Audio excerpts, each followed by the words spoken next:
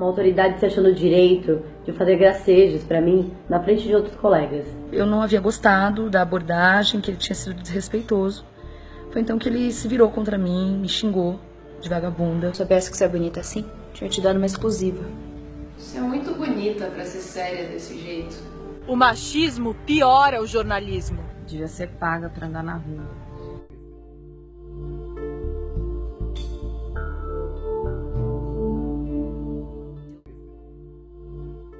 Se causou algum constrangimento, aquilo é um assédio. E eu acho que isso, pelo que nós ouvimos de amigas de outras profissões, de amigos também, isso independe de ser uma advogada, ser uma publicitária, ser uma gari, ser uma jornalista.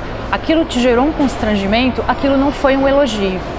Então eu acho que nesse aspecto, nós todas estamos unidas, independente do meu MTB, independente do registro profissional de quem seja. Acho que é uma coisa, infelizmente, ainda muito comum, assim. E também é muito comum, independente de profissão, a sensação de que você é culpada por aquilo.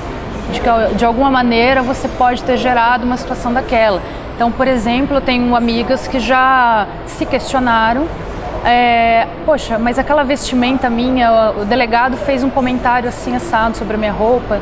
Será que eu deveria ter colocado uma roupa mais discreta, mais escura, mais fechada?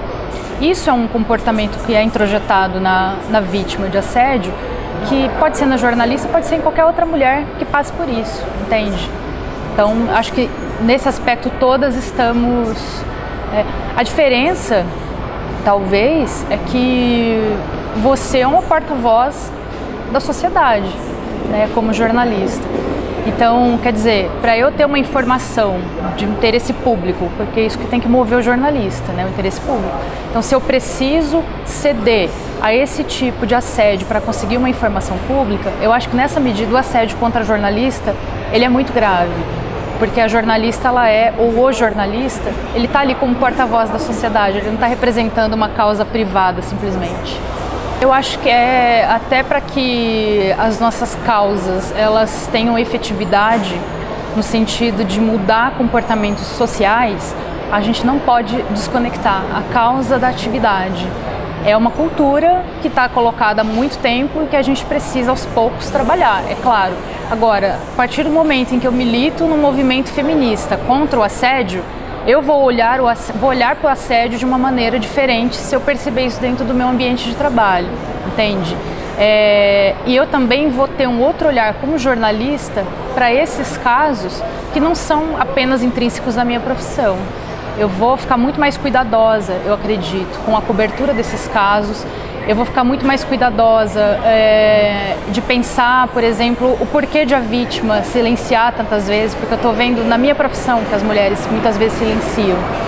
Então eu acho que isso muda o olhar da gente dentro da profissão, mas ele muda o olhar também para a cobertura mesmo dos casos, né? Agora, é claro, dentro das empresas, a gente ainda precisa ter mecanismos seguros para a gente poder fazer as denúncias de assédio sem que isso traga alguma represália depois para os funcionários, né? Seja o assédio moral ou sexual, seja o assédio contra o homem ou contra a mulher. As empresas ainda precisam dar essa resposta, o sindicato precisa ainda dar essa resposta para a gente também, porque ele ainda peca muito nisso. O grande mérito desse movimento, que a gente ainda está definindo se é um movimento, se é uma campanha, se é um coletivo, é mostrar que nós próprias falamos do assédio dos outros como jornalistas e a gente naturalizava demais isso na nossa atividade. Então, quando você vê que em um único final de semana, aliás, em um domingo, você recebe mais de uma centena de vídeos selfie das mulheres falando frases que elas ouviram ao longo da vida, tanto dentro quanto fora das redações ou das agências de conteúdo. Isso mostrou pra gente que muito do que a gente própria achava que era um comentário banal, às vezes, de um chefe ou de uma fonte, muitas vezes uma fonte do poder público, mas não só, eram, na verdade, situações de assédio. Então, é como se nós tivéssemos, pela primeira vez na nossa própria categoria, falado, olha, a gente está jogando para debaixo do tapete, naturalizando uma prática que nós sabemos dos outros que não é uma prática legal, uma prática que a gente precisa coibir.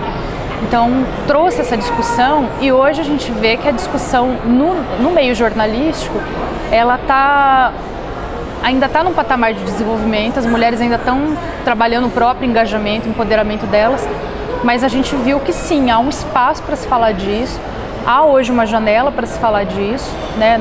Uma janela de oportunidade para se falar disso, e mesmo no nosso meio, há muito caso, e é só falando deles cada vez mais que a gente vai ajudar a desnaturalizar. Não dá mais para ficar calada em relação ao assédio, venha de onde ele vier.